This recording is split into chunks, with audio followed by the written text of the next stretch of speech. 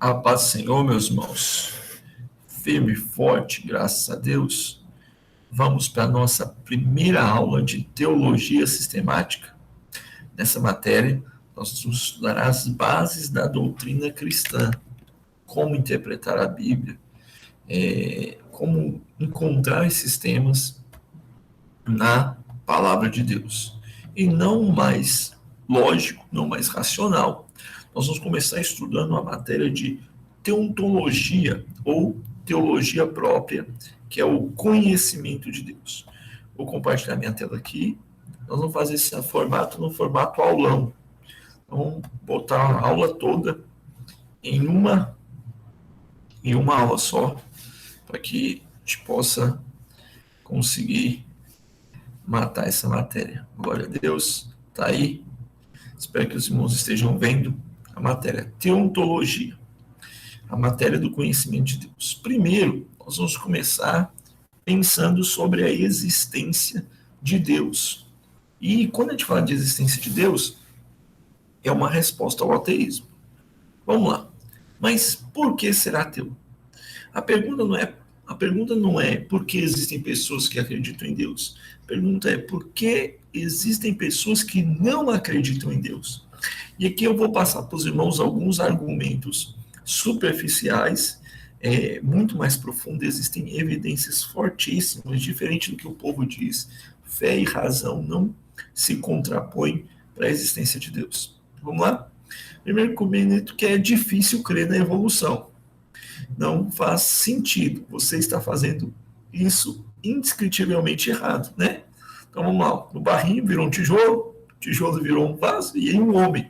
Evolução. É muito difícil crer na evolução. Na verdade, precisa-se de mais fé para crer na evolução do que propriamente para crer na existência de Deus.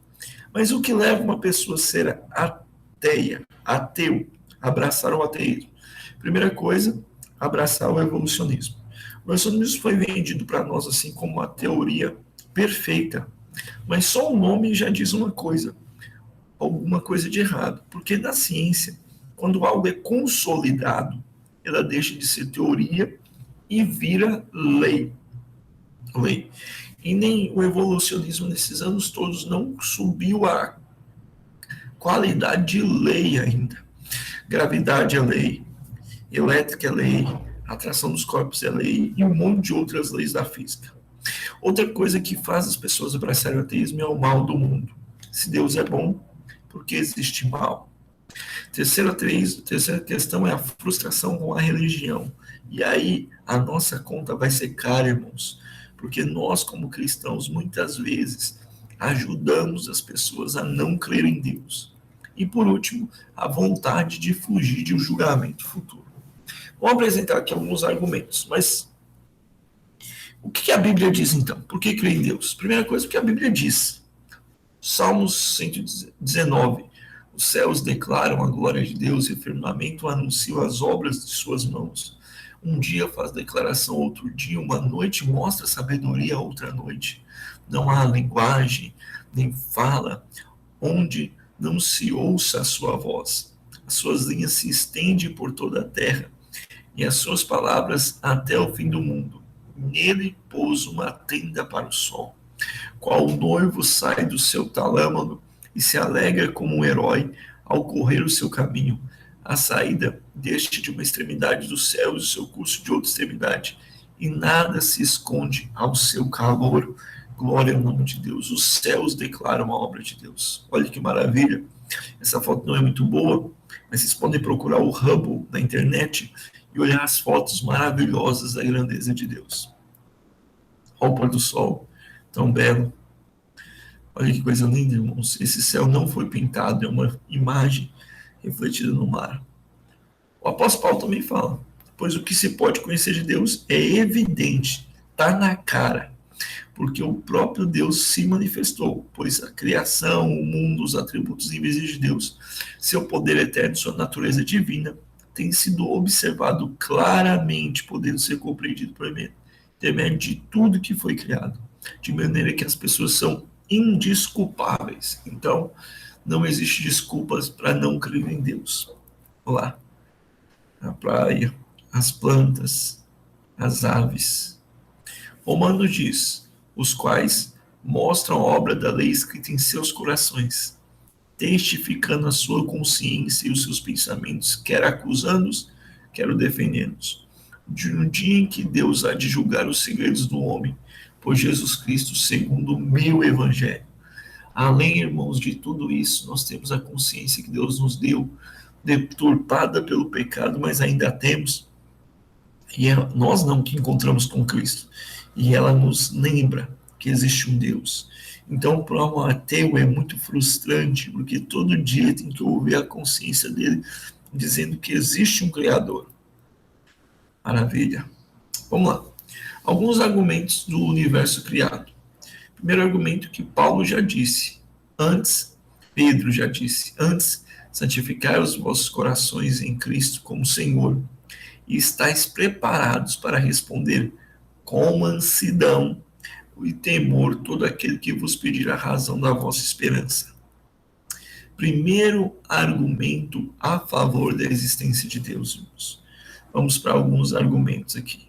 Primeiro argumento, não existe nenhum lugar no mundo, uma sociedade que se desenvolveu com base no ateísmo. Não existe cidade, comunidade naturalmente ateia. É possível encontrar cidades sem muralhas, sem ginásios, sem leis, sem moeda, sem cultura literária, mas um povo sem Deus, sem oração, sem juramento, sem ritos religiosos, sem sacrifício, jamais foi encontrado. Será que todos esses povos, será que todos os povos em todo o mundo estiveram errados? Todo mundo ao longo de todas as eras estiveram errados sobre a existência de um Criador? Vamos lá. Essa é uma oração de índios americanos, irmãos. Vê se a gente não pode reproduzir essas orações na nossa comunhão com Deus. Pai, homem de cima, nós te agradecemos por nos permitir viver nessa terra. Que os nossos pensamentos e orações possam chegar até a tua morada no céu. O Senhor, que reina acima das montanhas, das árvores, das águas. Nós te agradecemos por todas as coisas que nos deste. O fruto, a caça, o peixe, a gordura do osso. Foste bom para nós. Estamos contentes contigo. Nós te agradecemos por sermos numerosos e podemos nos reunir para te invocar. Oração de uma tribo americana. Agradecendo a Deus. Segundo argumento, tudo depende. Se Deus não existe, então como tendo argumento que possa dizer exatamente que são valores morais? Meros subprodutos da evolução biológica e social? Mas se Deus existe, eles não são. Você acha que existe uma distinção objetiva entre certo e errado? Entre bem e mal?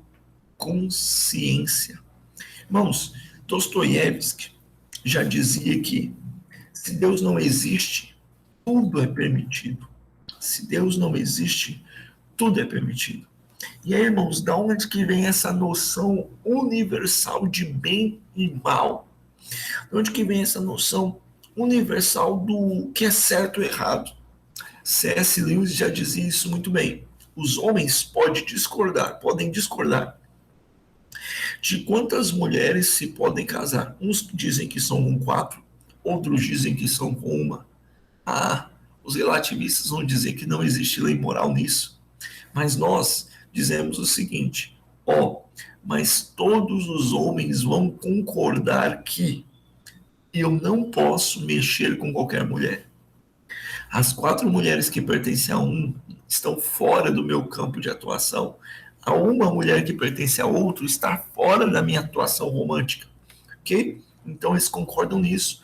Não existe nenhuma religião, não existe nenhum povo que normalize o estupro, que normalize o abuso sexual, que normalize esse tipo de invasão. Em todos os povos existe uma certa punição para o roubo e algumas regras, até os povos mais traiçoeiros têm algumas regras para isso. Então a lei moral existe porque existe um legislador, o criador de leis, nosso Deus. Terceiro argumento. Existe na mente de todo homem a ideia de um ser que não se pode pensar outro maior. Existe no homem um vazio do tamanho de Deus. E Deus plantou a eternidade no coração dos homens. Dos homens. Todo mundo, irmãos, tem a noção de algo transcendente. Todo mundo tem aspirações superiores a essa. Mesmo aqueles que acreditam em levar, até quem não acredita em Deus, pensa em levar o seu nome além, que a sua história seja marcada. Tudo isso são ansiedades que Deus colocou dentro do homem para que nós tenhamos uma percepção de algo maior. O céu. Quarto argumento, lógico. Aqui vai um pouquinho de lógica. É impossível duas pessoas serem contraditórias e as duas estarem certas ao mesmo tempo. Mas vamos lá. Tudo que existe tem uma causa. O universo começou a existir. Portanto, o universo tem uma causa.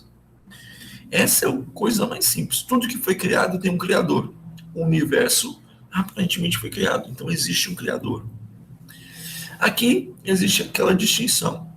São aqui os presidentes americanos talhados na rocha. Isso aqui foi feito pelo acaso? Não, todos responderam. Os homens fizeram. E essa criança linda, maravilhosa, foi feita pelo acaso? Aí vem a dúvida. Não, projeto lindo de Deus. Outro argumento a favor da existência de Deus. O argumento termodinâmico. Vamos lá.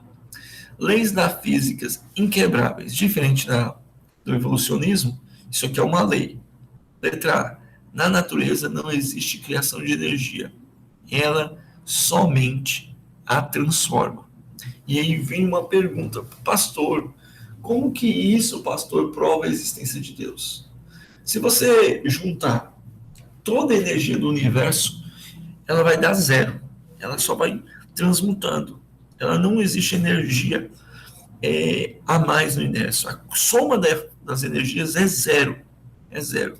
Então, para a criação do universo, precisou de uma energia externa para que ela pudesse voltar a existir. Se a energia que nós temos aqui são suficientes somente para a nossa criação, é impossível, somente para a nossa manutenção, é impossível ter energia de criação. Um minuto.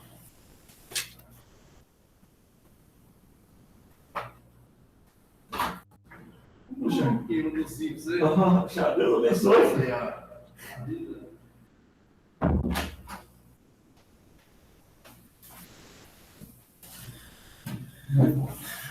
Perdão, meus irmãos. Então é impossível ter energia de criação. Deus, essa força que impulsionou. Outro é o seguinte: os processos naturais tendem ao caos e à desordem. Isso é a lei da... fugiu o nome. Mas, por exemplo, eu tenho 30 anos. Daqui a um tempo, vocês vão me ver mais velho. Eu tendo a perecer. Essa é a lei que dá a noção de tempo. As coisas, com o passar do tempo, se desgastam. Tudo tende ao caos. Eu vou me desfazer até chegar à morte. Uma sala pode ser mais organizada que for, se as pessoas começarem a se movimentar, elas vão tender ao caos. Como, então, que o universo fez tudo o contrário das suas leis? Como que ele se organizou se tudo tende ao caos, à desordem? E aí precisou de um ser organizador, que foi o próprio Deus. Vamos lá. Ajuste fino. Esse argumento é bem interessante, moço. Sobre a existência de Deus. O que é o ajuste fino? São questões que precisam ser muito bem calculadas para que existisse vida no universo. Para que existisse condições de sobrevivência. Okay?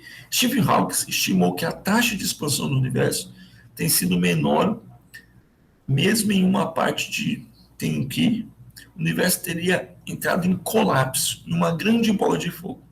Stephen Hawking foi um ateu, aquele que faleceu, certo?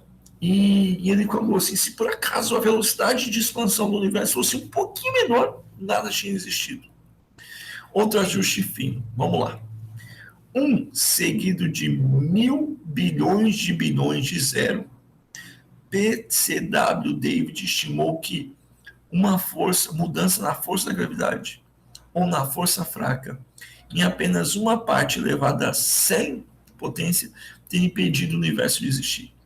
Imagina a força da gravidade do universo inteiro.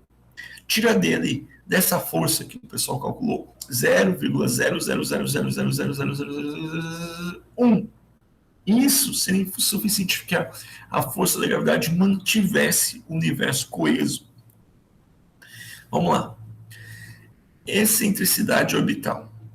Se a órbita da Terra fosse muito longa, as temperaturas seriam extremamente e a inclinação inicial seria maior ou menor, a diferença de temperaturas seriam absurdas.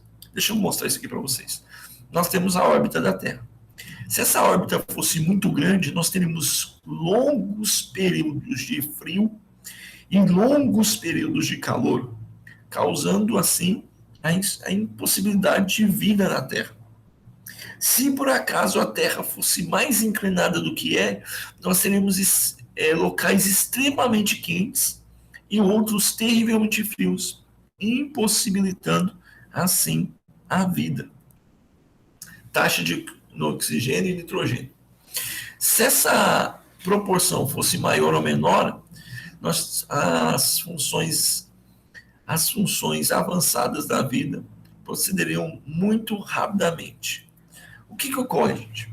Se o nosso oxigênio, a relação de oxigênio, nitrogênio e carbono fosse maior para oxigênio, nós teríamos combustões instantâneas. As coisas pegariam fogo sozinho, porque o oxigênio faz parte do triângulo do fogo. Se por acaso eles fossem menor, metade das plantas não viveria e por consequência nós morreríamos. Olha o que a ciência vai mostrando, o quanto que o universo foi perfeitamente moldado por Deus para nós.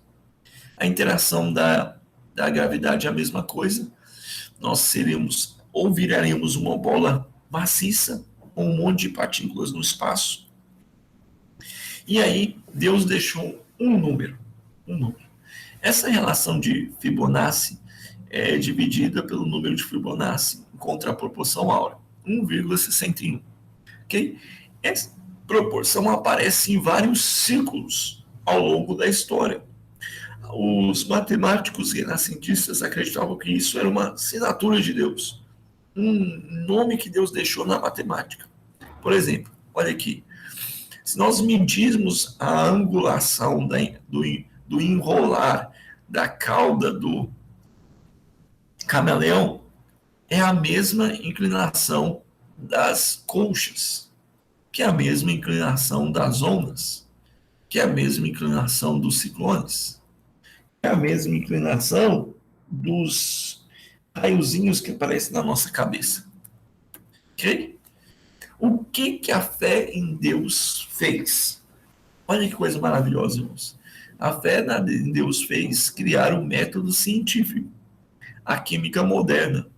Newton era físico, Faraday, criador de motores, também era físico e crente em Deus. E outros 204 grandes cientistas que renderam graças a Deus às suas maravilhosas descobertas. Irmãos, a fé em Deus propicia a ciência. No seguinte, a ciência é verdadeira. Por quê? As pessoas pensam assim, se existe um Deus que criou regras, e esse Deus que criou regras deixou elas para nós, então a gente só precisa encontrá-las, porque Deus é organizado, a gente não precisa encontrar esses padrões.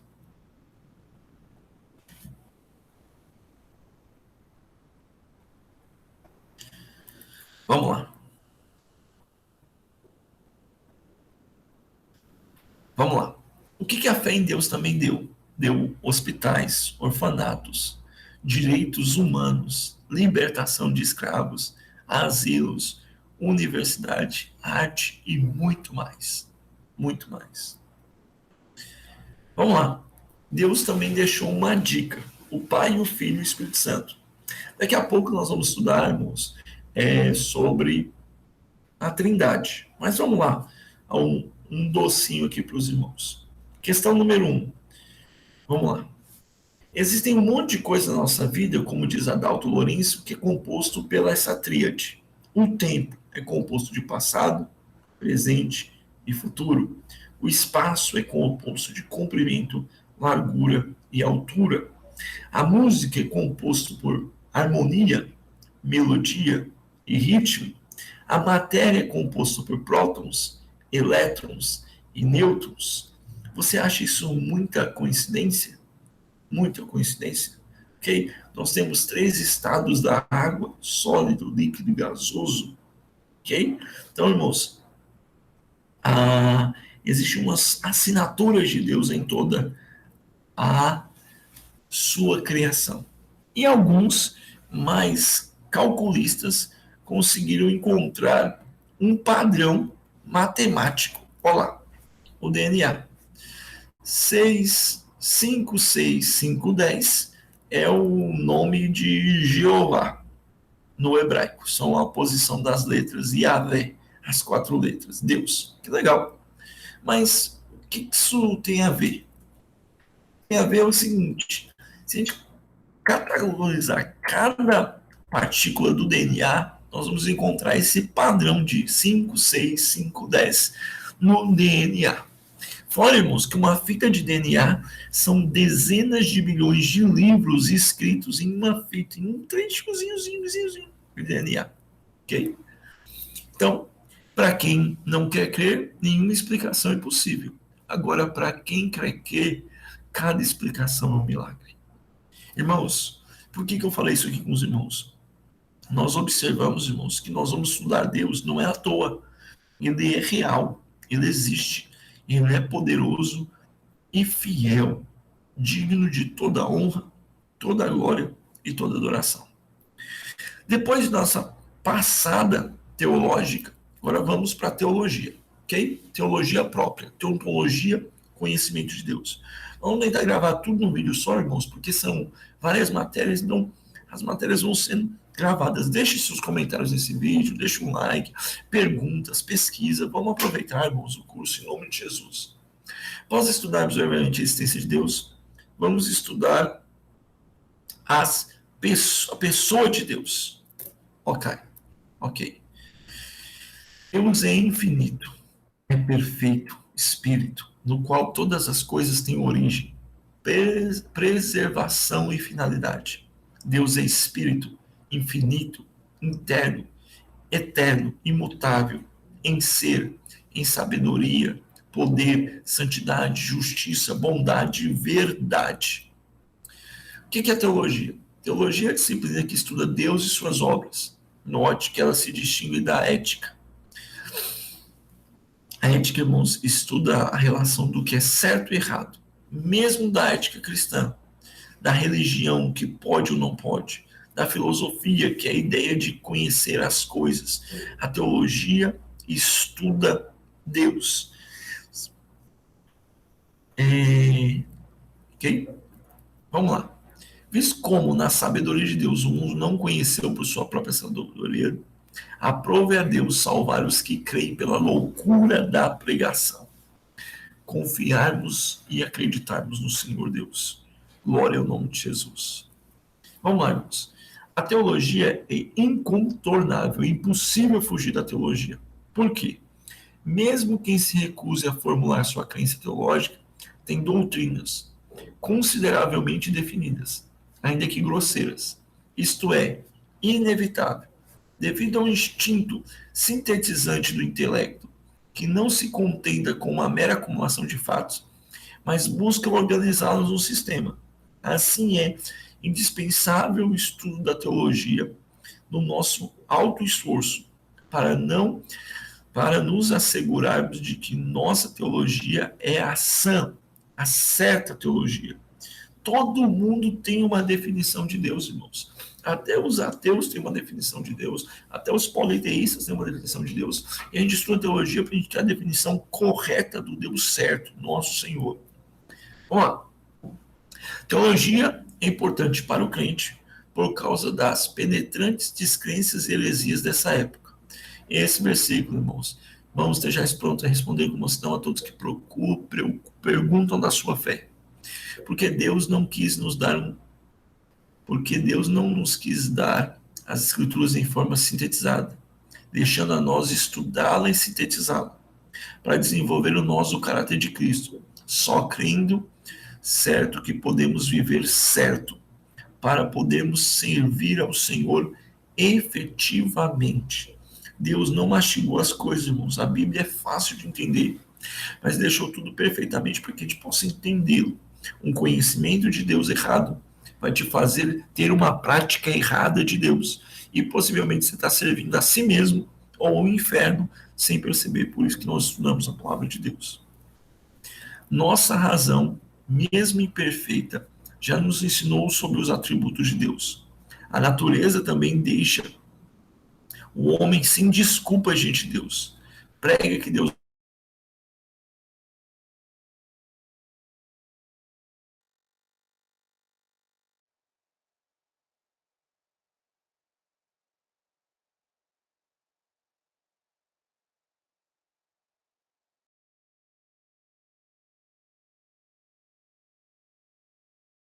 coisas criadas de forma que os homens não têm desculpa. Os céus declaram afirmar a glória do seu poder. Glória a Deus. Aconteceu aqui um panezinho.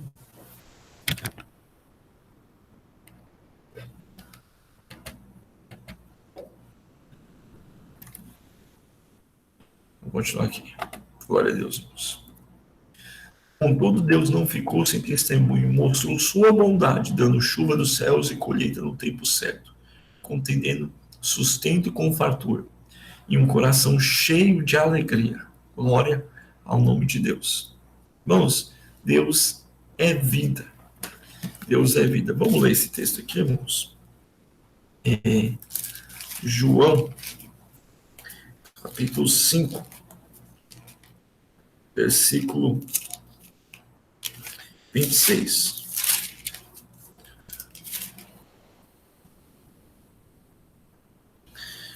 Assim como o Pai tem a vida em si mesmo, assim também concedeu ao Filho ter vida em si mesmo.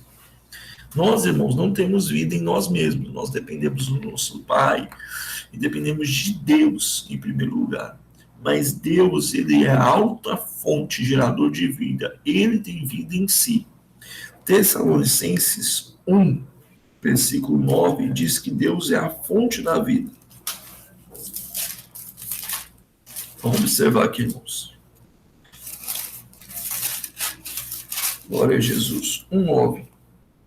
Pois eles mesmos anunciam de forma, fomos recebidos em vós, de vendo-os, convertei-vos dos ídolos a Deus, para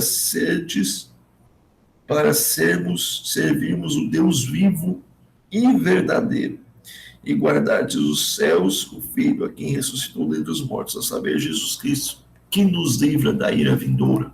Glória a Deus.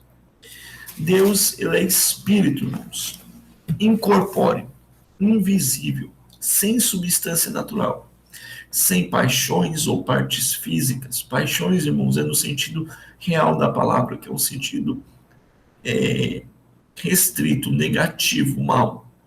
Portanto, livre de todas as limitações temporais. Deus não está sujeito às leis da física, Deus não está sujeito às leis do tempo, Deus não está sujeito às leis do espaço, ele é espírito de Deus, ele é espírito, ok? Deus também é uma pessoa dotada de autoconsciência e autodeterminação. Ele tem intelecto, sensibilidade e volação, tem vontade, ok? Irmãos, por que eu estou falando isso aqui? Tem pessoas que, numa era, hoje em dia, da pós-modernidade, que falam muitas besteiras, pessoas que dizem que Deus é uma força que nos rege, é uma força que nos leva a caminhar. Tem até alguma música, né? Por isso uma força me leva a pensar, por isso uma força estranha. Então, irmãos, não, Deus, ele é uma pessoa, e ele tem uma opinião e tem vontade. Isso é importante. Deus tem nomes. Eu sou o que sou. Eu sou autossuficiente, soberano, imutável. Os nomes de Deus dizem que ele é a pessoa e ensinam muito sobre seus atributos. Irmãos, não existe idioma que possa, não existe, irmãos, idioma que possa, não existe idioma, irmãos, que possa expressar tudo que Deus é. Não existe. O que a gente faz, então? A gente, na Bíblia, vai dando qualidades a Deus para tentar demonstrar um pouco do caráter dele. Ok? Adonai, Senhor, controlador, que provê. No Novo Testamento é Kyrios, merece obediência, dando-nos provisão. Ok? No grego é Adonai, aquele que provê, Senhor. El, o poderoso, o majestoso, o todo-poderoso. Ok?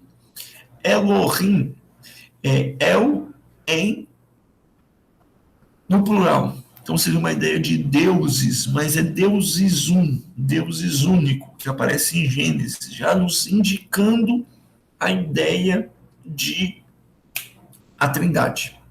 El Elyon, o todo, o poderoso Altíssimo, sumamente poderoso, o que cuida dos seus filhos. El Olam, poderoso e eterno, que não se cansa dos seus. El Roi, o poderoso que vê, aquele que vê, que nunca se esquece, que não deixa seus filhos.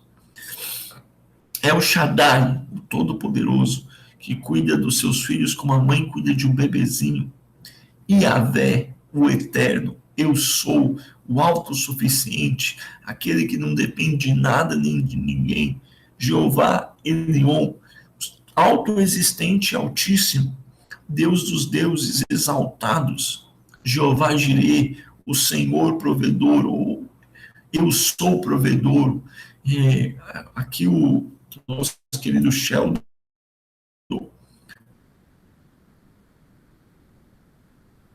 autoexistente para fixar. Jeová Mikadiskim, aquele que santifica, que separa, que preserva, que redime. Nissim é a nossa bandeira, o que conduz, o que vai à frente, o que protege. Jeová Raá, meu pastor, o guarda de Israel, aquele que não dorme. Jeová Ropeká, ou Rafá, é aquele que nos sara. Jeová Sabaote, o Senhor dos exércitos, o que governa os homens que têm um poder. Jeová Shalom, aquele que é a minha paz. Jeová Shammah, que está presente. Tissidekenu, nossa justiça. Que, irmãos? Glória ao nome de Jesus. Tem o hino de Kleber Lucas. Hoje ele está meio desviado, mas o hino é muito bonito. Diz assim: Jeová Rafa, meu Senhor, que cura de toda dor, e me cure a fé, minha justiça é Eloi, Eloi, Deus meu.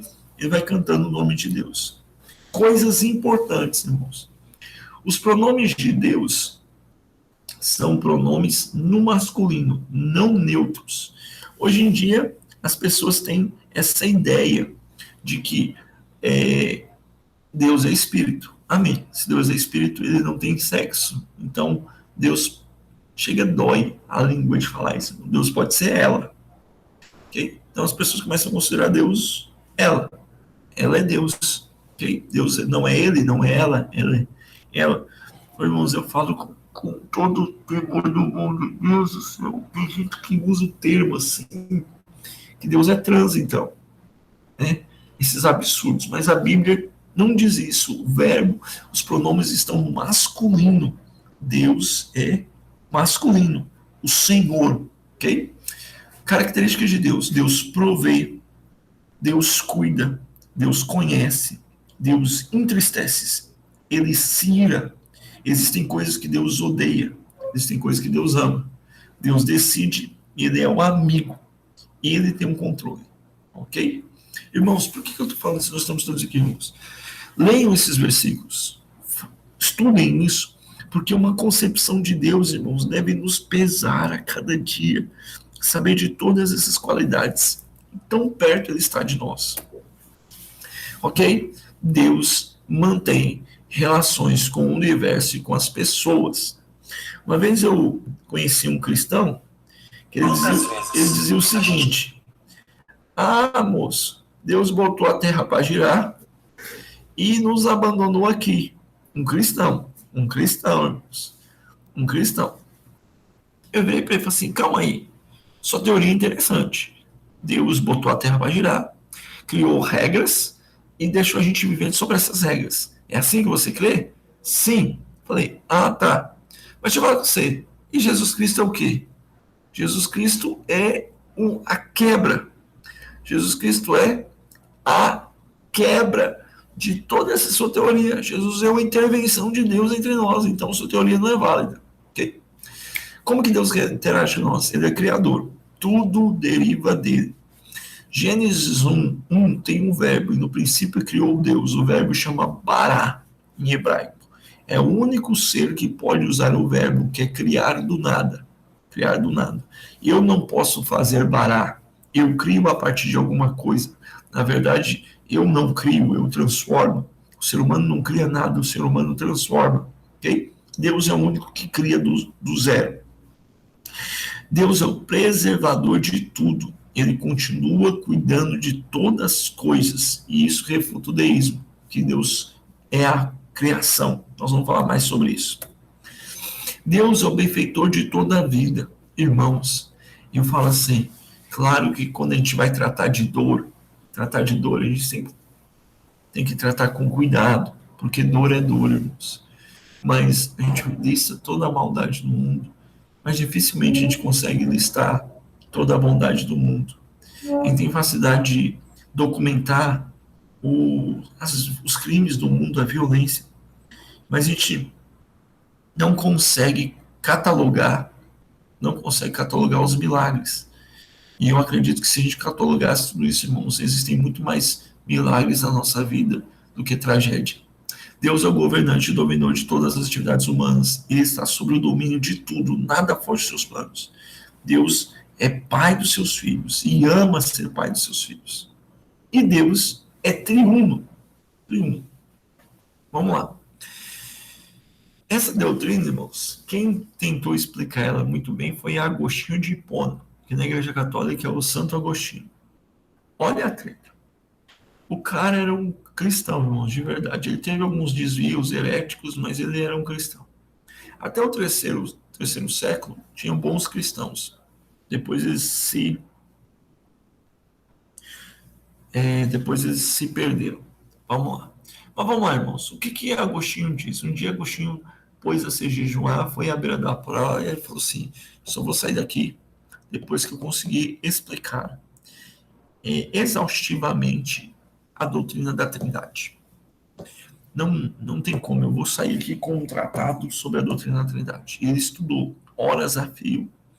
Durante os estudos dele, ele teve uma visão. E ele achou que era tão real a visão que ele achou que era uma pessoa. Um sujeito cavou um buraco na praia, ia lá, pegava a água do mar e colocava no buraco, fazendo esse movimento toda vez. Agostinho encostou no homem e falou assim: o que você está fazendo? Ele diz: olha, eu vou pegar toda a água do mar e vou botar nesse buraco. O homem virou para ele e disse assim: Agostinho virou para ele e falou assim: tu é um louco? Não cabe dentro desse buraco o mar inteiro. O homem virou para Agostinho e disse: pois bem, e como quer você colocar dentro da sua mente toda a existência de Deus? Não cabe, irmãos. O fato de terem coisas de Deus que nos transcende, que não cabe em nosso intelecto, já é uma prova da existência de Deus. Vamos lá. 3 pessoas em um, consoante a Bíblia. Cremos e adoramos. É um só Deus, que em substância e natureza é único, indivisível, sem similar. Mas que o infinito mistério é também 3 pessoas, o Pai, o Filho e o Espírito Santo, eternamente, que existem coiguais, interexistente, interconstituível. São 3 partes diferentes que estão dentro uma da outra, sem perder a sua essência. Interrelacionados, não podem ser separados, não podem ser confundidos. São concordes em união e comunhão, têm a mesma substância, mas distintos em substância. O Filho foi gerado eternamente pelo Pai. O Espírito procede eternamente do Pai e do Filho.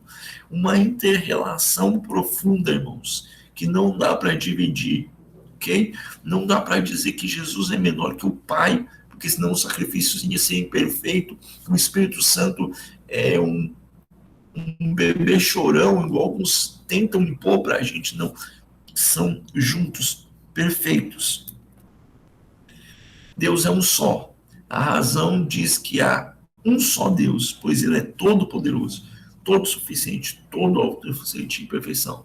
São diz ao mesmo Deus que é um só Deus. Os versículos estão aí, irmãos. E esse Deus existe em três pessoas. Três pessoas.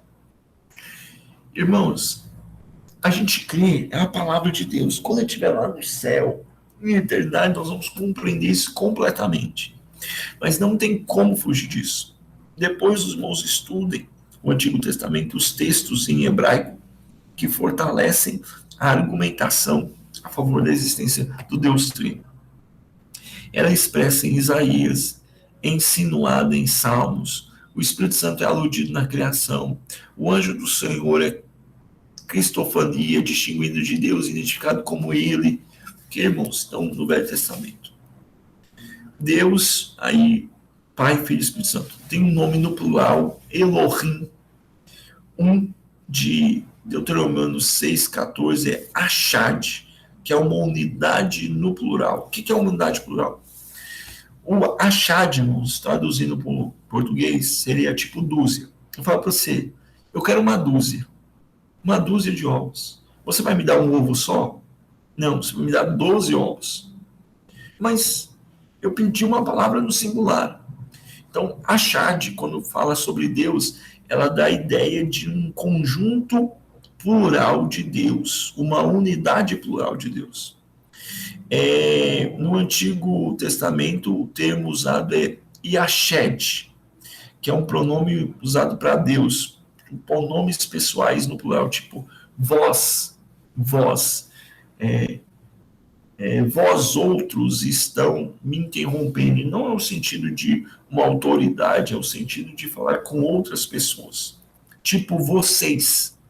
Bom, no Novo Testamento, a triunidade de Deus é a trindade, é expressa em 1 João 5,3, em Mateus, em Coríntios, no batismo de Jesus, lá no céu a gente vê. Então, o Novo Testamento é recheado, irmãos. E não existe esse negócio da peça.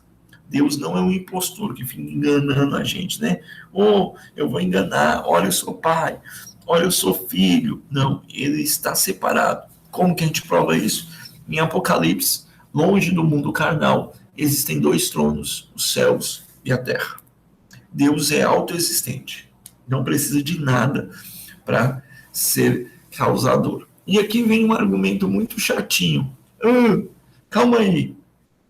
Se o universo foi criado, quem criou Deus? Todo mundo fica nessa dúvida, né? Se o universo foi criado, quem criou Deus? Vamos lá. O argumento científico é o seguinte: tudo que foi criado precisa de um criador. Pronto. Ponto final. Se nós definirmos que Deus não foi criado, não existe criador. Se ele é autoexistente, não tem como existir um criador para ele. Fere a lógica. Então Deus é autoexistente. Deus é eterno, não teve princípio, nem existiu fim. Não existe tempo para Deus. Tempo é uma noção nossa. Na verdade, eu imagino que o tempo foi criado quando Deus resolveu criar os céus e os anjos, né? Aí ele criou juntamente o tempo. Mas ele é eterno, sem fim. Leiam esses textos, irmãos, e parem um pouco e olhem para a grandeza de Deus. Deus não muda. Irmãos, esse aqui é um fato fantástico. Malaquias diz que eu não mudo e por isso vocês não são destruídos. Deus não muda na natureza, no atributo, nos conselhos, seus decretos. Ele age sempre com coerência, mesmamente.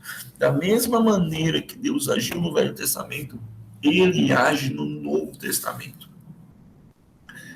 Deus é onisciente. Vamos parar aqui.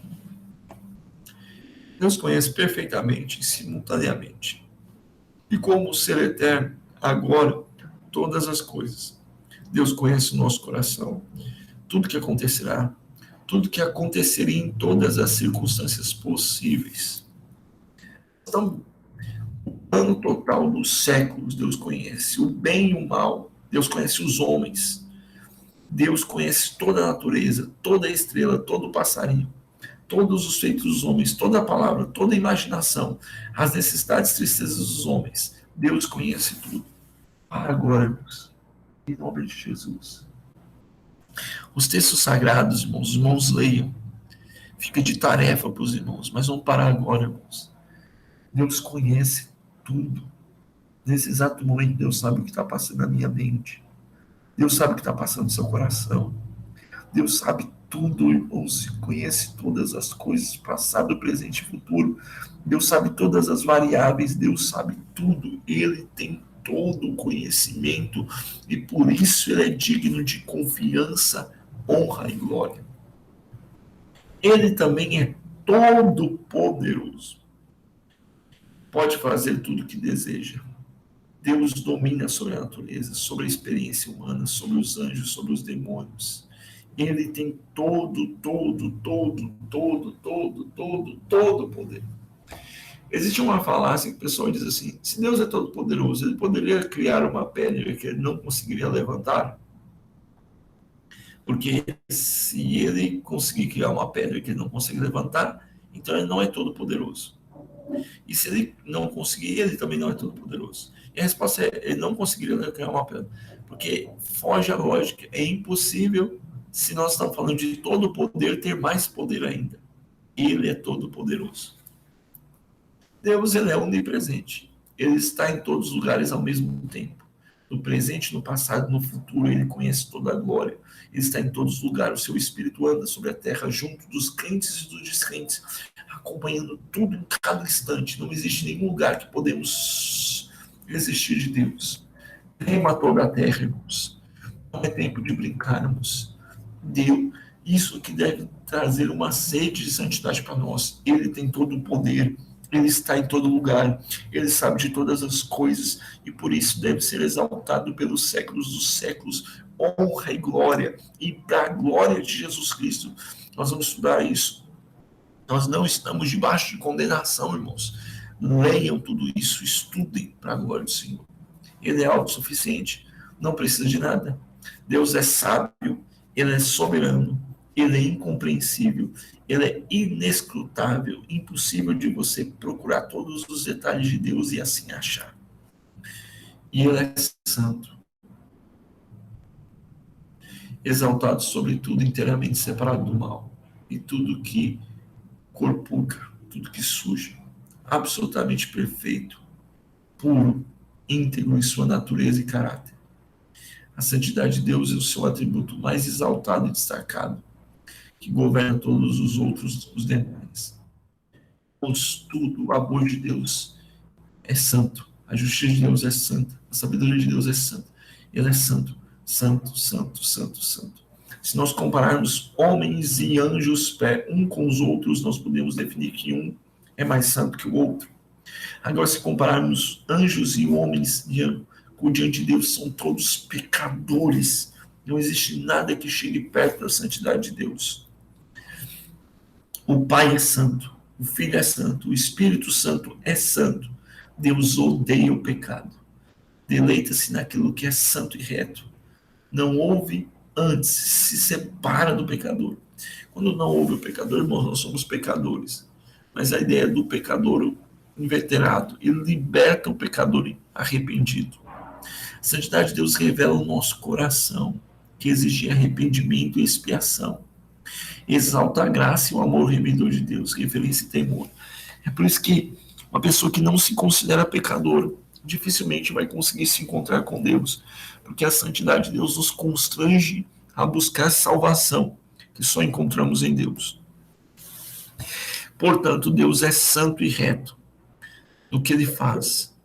Ao impor leis e exigências são justas e retas. Ele é justo em riscar penalidades. A retidão e justiça de Deus manifesta nos seus infalíveis, o amor, a retidão, a dignidade contra o pecado, a punição dos perversos e injustos. Deus é justo, irmãos. Às vezes nosso olhar limitado, pequeno, às vezes a gente tenta pôr sujeira em Deus, achar que Deus não está julgando o mundo, achar que Deus não está olhando para a maldade, olhando. Não, Deus é justo, Ele é santo, e no tempo certo Ele julgará vivos e mortos. E Deus dá perdão e arrependimento ao crente, cumprindo a palavra e suas promessas aos que lhe pertencem, libertação e defesa ao seu povo, recompensa ao justo, perdão do pecado e justificação. Deus prometeu tudo isso ao que se arrepende. Deus, Ele é amor. Aqui fica fácil. Porque todo mundo que vai falar de Deus fala que Deus é amor. Ele é amor, verdade. Todo amor, o amor emana dele. Ele tem o melhor interesse para todas as criaturas. Deus não escolhe um povo separado. Ele tem amor por todos. Deus é amor. Enviou o seu Filho aos unidos, seu Filho, a cada ser humano que está morto pelo pecado, por Israel, pela igreja, para quem contribui com alegria. Deus ama também. Deus, o amor de Deus se manifesta em sacrifício do seu Filho, em levar a nos arrepender, nos perdoar quando arrependemos, nos guiar, nos proteger, nos amar, castigar para o nosso bem, nos infligir como filhos. As matrizes do amor de Deus são infinitas. Deleita-se na aprovação, compadece da aflição, íntima e profunda afeição. Aleluia. Irmãos, Deus nos ama tanto que Ele sofre com as nossas decisões. A palavra de Deus diz que o Espírito Santo geme junto com a natureza e com os filhos de Deus, esperando a hora da expectativa da expiação do pecado, irmãos. Deus nos ama, você é amado por Deus. Ele te ama, Ele te ama, Ele me ama. Ele nos ama, irmãos, para a glória do Senhor. Não estejamos desanimados. Existe um Deus que nos ama, que tem o melhor para nós nessa vida ou na outra. E aí, nós temos a misericórdia e a graça de Deus. Ele é misericordioso em cancelar as penalidades merecidas e aliviar os angustiados. Ele é gracioso ao amor em ação de conceder bênção àqueles que só merecem o contrário. Irmãos, uma vez eu vi uma pregação, e essa pregação me fez entender. A misericórdia de Deus é Deus não me dar o que eu mereço. A misericórdia de Deus é Deus não me dar o que eu mereço. Eu pequei, mereço a morte. Deus não me dá a morte porque eu me arrependi.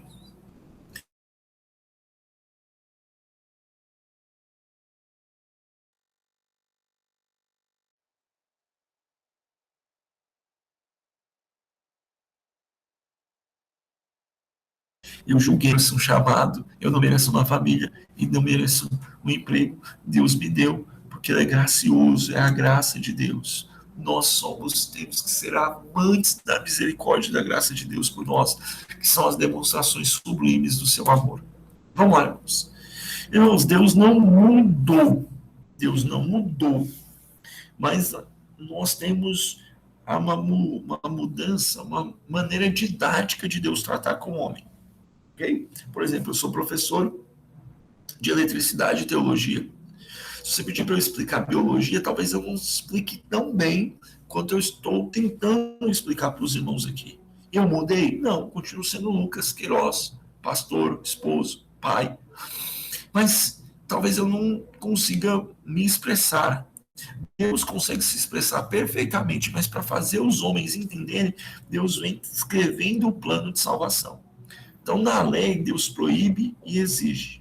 Na graça, Deus roga e concede. Não que Deus parou de proibir, de pedir, mas na lei é assim, faça e receba. Na graça, receba e faça. No Antigo Testamento, nós temos condenação. No Novo, nós temos perdão. No Antigo, condena. A graça redime. No Antigo, mata. No Novo, vivifica. No Antigo, fecha todas as bocas perante Deus. No Novo, abre-se os lábios e louvam a Deus. No Antigo, põe intermináveis distâncias entre o homem e o pecador. Lembra do Êxodo. No Novo, Deus traz o culpado aos seus braços quando se arrepende. Olho por olho, dente por dente, é a lei. No Novo, quem ferir a face dá a outra. Fazes e viverás, no Antigo Testamento. No Novo, crê e viverás. O melhor dos homens na lei. Ok? Ah, tá.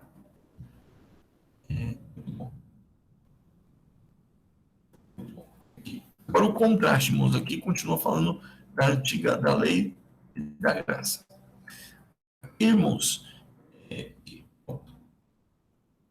isso aqui eu já falei. Melhor dos homens. Aqui é o melhor de Deus. Perdão, irmãos. Tive um lapso aqui. É um sistema de provação. No Novo Testamento é um sistema de graça. Apedreja os adúlteros. No Novo, não condena os adúlteros. Não condena com apedrejamento, tá, irmãos? A ovelha morre pelo pastor no Antigo. No Novo, o pastor morre pelas suas ovelhas. E agora, irmãos, vem os presentes de Deus para nós. Os presentes do Senhor em relação à sua graça. Ok? Primeiro, misericórdia. Deus perdoa. Na graça, Deus atribui justiça. Na misericórdia, Ele tira a culpa. Na graça, Ele nos faz justo. Na misericórdia, Ele salva o perdido do inferno. Na graça, Ele nos dá o céu. Na misericórdia, Ele nos liberta do pecado. Na graça, Ele nos enche do Espírito. Olha que coisa maravilhosa, irmãos. Presente de Deus para nós. Mais coisas sobre Deus. Glória ao nome de Jesus Cristo. Espero que você esteja sendo edificado em nome de Jesus. Deus é verdadeiro e fiel. Deus é luz. Deus, Ele é bom, irmãos. Ele não é um carrasco. Deus é bom. As obras de Deus agora. O que Deus faz?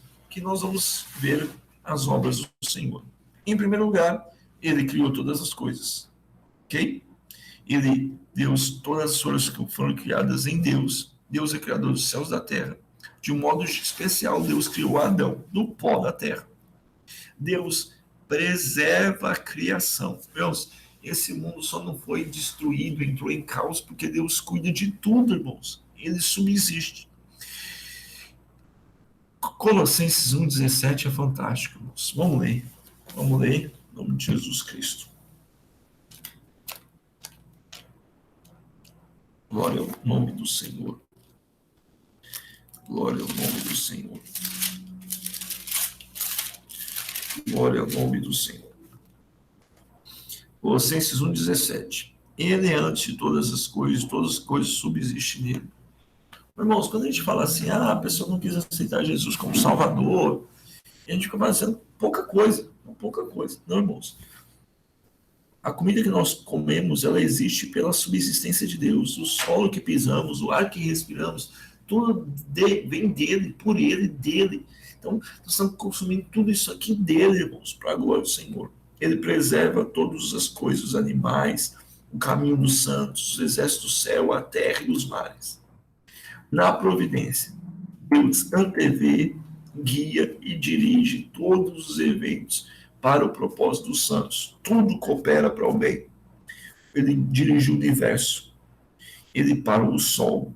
Ele cuida dos animais, das plantas, das nações, dos homens, dos crentes, do escape das provações.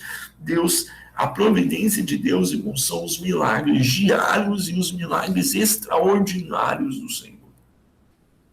E Deus tem os seus decretos, que são os conselhos de Deus, que é eterno, infalível, o plano, todas as coisas. O decreto de Deus abrange a vontade eficaz e sua vontade permissiva, dentro do seu plano soberano. Deus deu ao homem a liberdade de escolher, e este é responsável por suas decisões. Presta atenção, irmãos. Deus, ele é tão soberano, mas tão soberano, que dentro da soberania de Deus, ele deixou uma faixa para nós, que é a faixa da decisão, do livre-arbítrio. É nessa faixa que o homem decide pela salvação ou não. Essa faixa que o homem decide pelo que vai colher ou não, pelo que vai plantar ou não, pelo que vai se dedicar à obra ou não. E isso não vai de encontro, irmãos. Isso não vai de encontro à soberania de Deus. Não vai de encontro à soberania de Deus. Deus pode interferir na nossa vontade a qualquer momento. Um exemplo bem simples. Eu sou pastor. Alguns irmãos que estão ouvindo esse vídeo congregam comigo. E eu normalmente delego algumas funções para os irmãos. Faça isso, faça aquilo, faça isso, faça aquilo. Ok? Beleza, irmãos. O fato de eu delegar alguma função para você não tira de mim a autoridade pastoral, não tira de mim a responsabilidade pela igreja. Você pregando, cantando, ajudando, cuidando da assistência social não me faz menos pastor, pelo contrário, mostra a chamada de Deus na minha vida em te direcionar para a sua chamada. E Deus, do mesmo jeito, a faixa que Deus nos deu não agride, nossa, não, irmãos, ela só valida, só fortalece a vontade de Deus. Os decretos de Deus são eternos. Podemos descansar no seu poder e promessas. Ele não falha. Glória de Deus.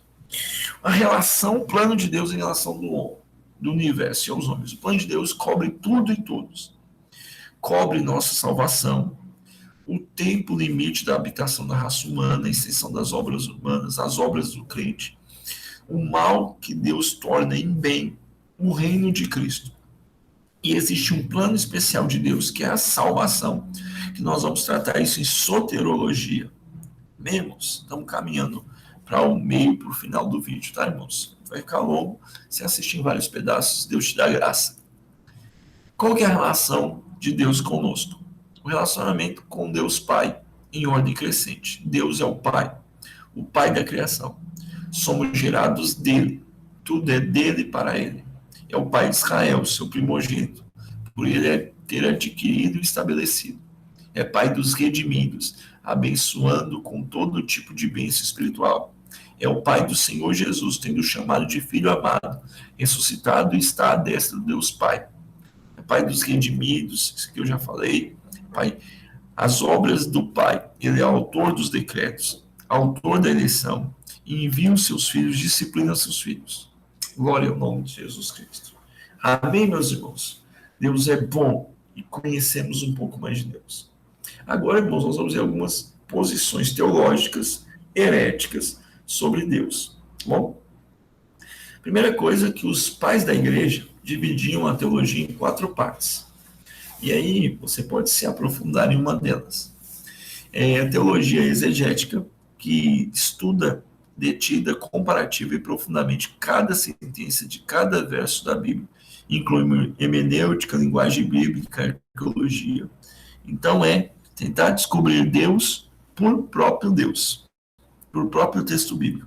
A história, que tenta ver Deus trabalhando ao longo da história, passando pela Bíblia, pelas missões, pelas doutrinas, pela exegética. A teologia sistemática, que é a rainha das disciplinas, que sintetiza o resultado de toda essa doutrina, incluindo apologética, polêmica, ética bíblica em doutrinas, estudar Deus por cada fragmento do Senhor. E a teologia prática. Essa aqui, irmãos, é onde a gente quer chegar. Aplica os resultados das 3, a regeneração, a santificação, a edificação, o serviço dos homens. Inclui homilética, organização da igreja, evangelismo, missão, educação cristã, etc. Eu quero conhecer mais de Deus para eu poder servir mais a Deus da maneira que Deus assim o quer. Vamos lá. Algumas posições pecaminosas sobre Deus. Existem 3 tipos de ateísmo. O ateísmo dogmático. Deus não existe. Não quero nem considerar isso. O ateísmo na prática. Deus existe. Talvez Deus exista, mas toda religião é uma fraude. Viverei ignorando o assunto. E o ateísmo virtual, que esse é um problema. Sim, eu acredito em Deus, mas ele é impessoal. É uma força. Ok? Irmãos, existe um outro ateísmo, que é o ateísmo hipócrita, que é o ateísmo que o cristão pratica. Um cristão pode ser ateu, pastor? Pode ser ateu. É a pessoa que se diz servo de uma religião e vive como se o Deus não existisse, que é o pior de todos. O ateu é tremendamente infeliz, irmãos. Não existe felicidade no ateísmo. Contrário à sua própria natureza. O ateu virtual testifica disso ao adotar a abstração, tentando satisfazer sua natureza. Torna instável, extremamente arrogante, irmãos. Dogmatizar que Deus não existe é clamar ter o conhecimento de todas as coisas, inteligência e espaço, e dizer que todos os povos ao longo de todos os tempos estiveram errados ao mesmo tempo. Isso é dizer que é ateu. O agnóstico diz que é possível conhecer a Deus. É um ateu mais velado. Não sei se Deus existe, ninguém pode provar isso.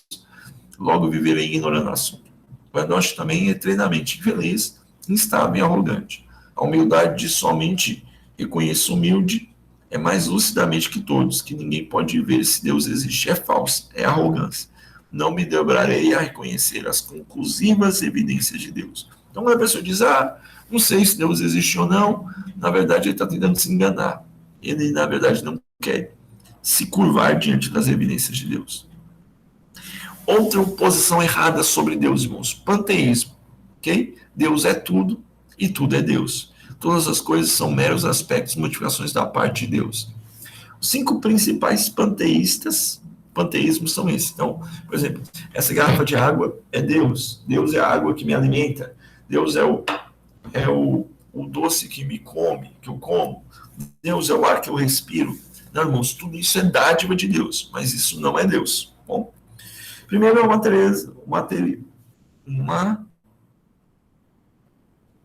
materialismo panteístico. Deus é o universo. Isso é impessoal. Só é material. É eterno e vida gera-se espontaneamente, violando a segunda lei da termodinâmica, como a gente falou. Então, tipo o seguinte, Deus é o que eu consigo pegar. Consigo ver é Deus. Tudo aqui é Deus e vai acabar. Acabou. Vamos lá. Esse nome é difícil. O ilosoísmo, ou panpsiquismo. Cada partícula de matéria tem um princípio de vida, uma pequena alma. Para muitos, a realidade final. Deus é só um nome para essa alma da mente, ok? Então vamos dizer o seguinte, eu pego a matéria e vou dividir ela em pedacinhos pequenininhos, e eu vou chegar ao átomo. Do átomo eu vou dividir em partículas menores, subatômicas, e lá existe essas partículas que compõem essas subatômicas, e ali está Deus. Deus é essa fontezinha geradora, ok? E acabou, não, irmãos? É muito científico, é filosoficamente bonito, mas não é Deus. O neutralismo. Só existe uma substância neutra que aparentemente ora como matéria, ora como mente. Deus é um nome para essa substância. Como é que diz, irmãos? Deixa eu tentar explicar isso aqui para os irmãos. Existe uma energia que se transforma em coisas materiais ao longo da história e na nossa mente, quando não dá para pegar na mente, nossa alma. Isso é Deus. Isso é Deus. Deus está em cada um de nós. Um pouquinho de Deus está em cada um de nós. Isso é verdade, irmãos? É, só que Deus não é só um pedacinho de cada um de nós. Deus está além da criação. O idealismo é a realidade final. A minha mente, então o universo só existe na minha mente. Eu sou o que eu existo. Ou uma mente infinita pode ser impessoal ou pessoal. Como é que eu vou explicar isso aqui, irmãos? É o seguinte, Deus existe do tamanho que eu consigo imaginá-lo. E essa energia, aonde vai meus pensamentos, pode ser real, pode ter um caráter humano ou não. É esse que é o idealismo. Eu tenho uma ideia de Deus. E existem outras posições, por exemplo, o miticismo filosófico. Após muito esforço, o miticismo moral, ou nirvana, descobre que eu e Deus, o universo inteiro, somos um só. Desaparece a noção de eu e os outros, interior, tudo que somos, um panteísmo inassinável, porque viola os argumentos de causa e efeito.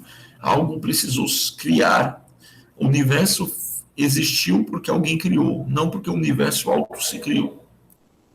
Ok? Problemas com o panteísmo. É determinístico, enquanto nossa consciência grita que somos livres e responsáveis pelos nossos atos.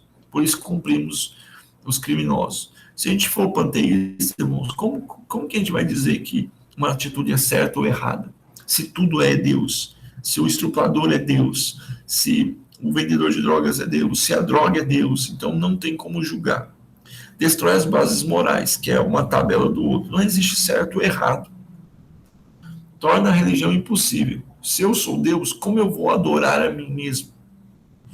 Identifica e invadece o homem. Se eu não consigo adorar a mim mesmo, eu sou Deus, então eu vou fazer tudo para meu agrado, porque eu vou estar agradando a Deus. E é contrária à realidade do universo. O universo não se auto-mantém. Tem que ser sido mantido o início. Ferro não demonstra nenhuma vida nem alma. Não há pensamento nem sem o pensador. Politeísmo. Viola a razão. Como pode existir dois deuses todo-poderosos? Como cada um será a origem e o mantenedor de todas as coisas? A única explicação para o teísmo é Romanos. Ok? Então, nós não somos politeístas, nós acreditamos no único Deus que existe em três pessoas. Ele é um só. E aí a conta não fecha.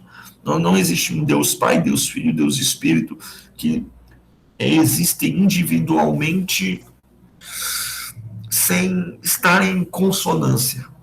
Ok? Deixa eu explicar para os irmãos. No politeísmo, por exemplo, o grego, que é o mais famoso, os deuses do Olimpo.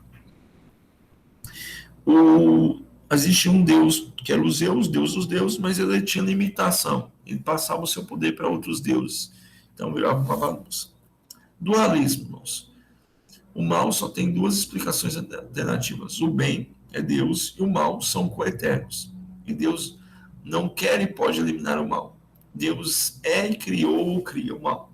Em ambos os casos, só podemos torcer para que Deus evolua e domine o mal.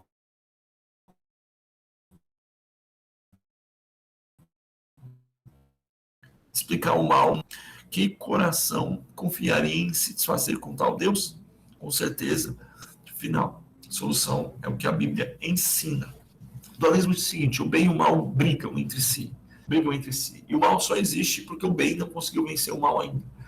Então, desconsidera livre-arbítrio, desconsidera decisões erradas, desconsidera tudo, e aí Deus está brigando para ver quem no final vai vencer. Existem cristãos que têm essa ideia ainda, né, irmãos? Tem pessoas que acreditam nesse papo aí, de que Deus e o diabo estão brigando para ver um dia quem vai vencer. Irmãos, Deus é vencedor, o plano dele está definido. Resta a nós decidir se vamos ou não viver esse plano maravilhoso de Deus. Ok? Mas vamos lá. O que isso quer dizer, irmãos? Deus é superior ao mal. Deus é superior a tudo. O mal está aí, irmãos, mas o final já está traçado, que é o inferno. Deísmo.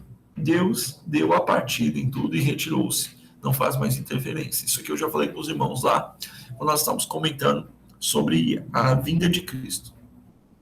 Rejeições intelectuais ao cristianismo. Glória a Deus. Aleluia. Vamos lá, irmãos. Elas não devem ser sempre encaradas como problemas intelectuais legítimos, pois quase sempre não passam de pretextos cuja base são a verdadeira mensagem da Bíblia. É desconhecida ou rejeitada por causa de influência de outras doutrinas, quer sejam externas ou autoimpostas, orgulho, amargura. Qual que é o bom caminho? Antes de você falar assim, eu não tenho argumentos intelectuais para eu acreditar em Deus. Aí o que você faz? Você fala assim, olha, se eu conseguir provar que Deus existe de verdade para você, com todos os argumentos, você obedeceria a ele? Normalmente as pessoas vão dizer não, porque um problema não é um problema de crer, é um problema de vontade. Fujamos dos dois extremos, não seremos antitelectarismo, não quero saber de estudar, ou pró, eu tenho que provar, tal. Não, irmãos, existem bons argumentos, mas existe um espaço para a fé. Existem excelentes argumentos para a fé em Deus, mas Deus deixou um espacinho para que as pessoas tenham vontade de acreditar nele, que é a fé. O homem foi criado à imagem de Deus. Ambos são seres pessoais. Semelhança triuna. Eu tenho corpo, alma e espírito. Deus é Pai, Filho e Espírito Santo. Eu penso, e eu só penso porque Deus pensou primeiro. Eu sei ou luto para saber o que é certo e errado. E Deus fez isso porque Ele é todo certo e abomina o mal. E aí, irmãos, aqui vem uns termozinhos assim, que a Bíblia nos dá, para a gente poder entender um pouco a ideia de Deus.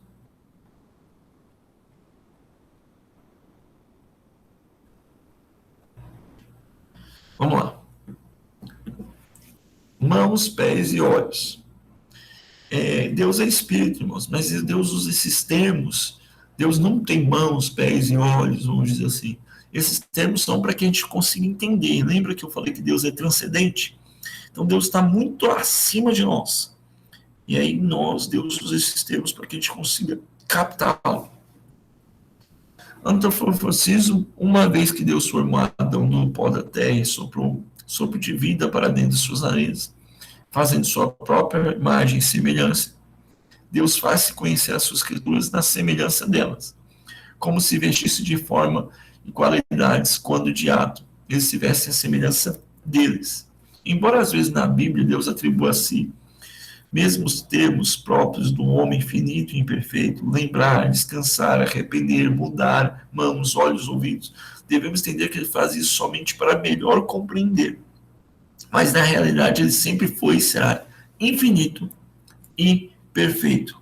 Por causa da nossa queda em Adão, essa semelhança ainda é mais parcial e imperfeita, que originalmente era possível entre o Criador e suas criaturas. Ok?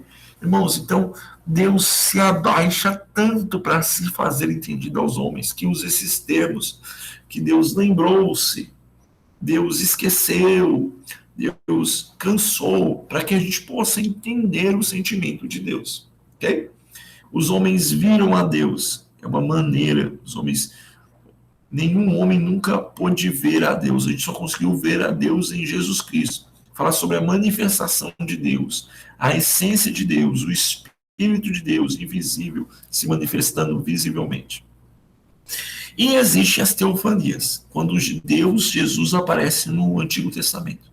Nós vamos passar aqui rápido, porque em Cristologia nós veremos mais isso. Mas, o anjo do Senhor, um anjo do Senhor, identifica-se como o Senhor que recebe a adoração, é o Cristo encarnado.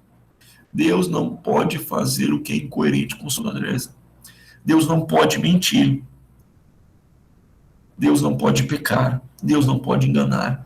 Dentro da sua natureza, ele não pode fazer. Ele não pode fazer uma pedra que pode ler, como eu já tinha dito. Ele não pode pecar, irmãos. É as coisas que Deus não pode fazer.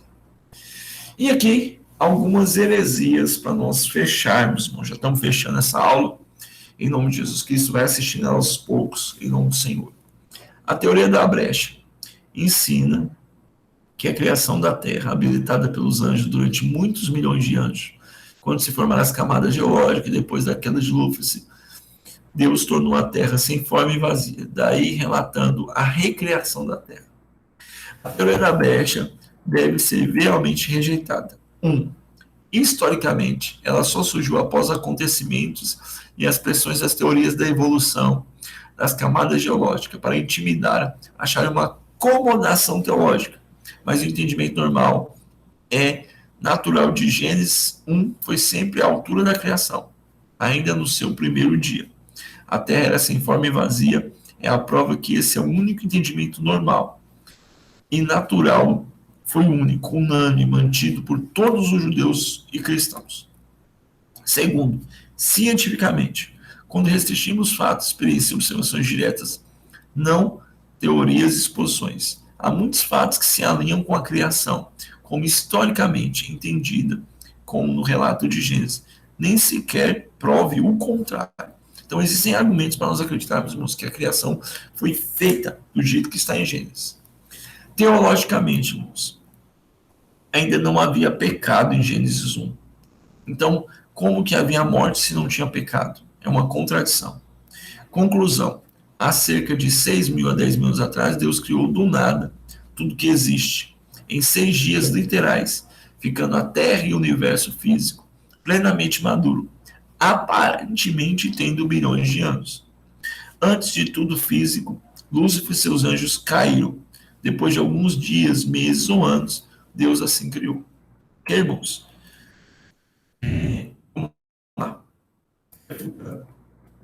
sem forma vazia, não tem significado de julgamento, mas naturalmente se refere ao espaço vazio. Trevas pode ser algo bom, que é simplesmente a ausência de luz. Aí a tela é traduzido por era, em 258 a 64, ocorrência em Pentateuco. Criou, bará, fez, do nada, sinônimo. Criou do nada. Enchei, malei. Naturalmente significa encher, não reencher. Encher uma vez só. Ok? E glória a Deus, irmãos. Aqui terminamos nossa teologia do terminamos nossa matéria de teologia. Estudem, terão texto para os irmãos lerem, aprofundarem sobre a percepção de Deus. Espero que os irmãos fiquem mais santos, mais crentes, mais prazerosos em servir a Cristo. Um forte abraço.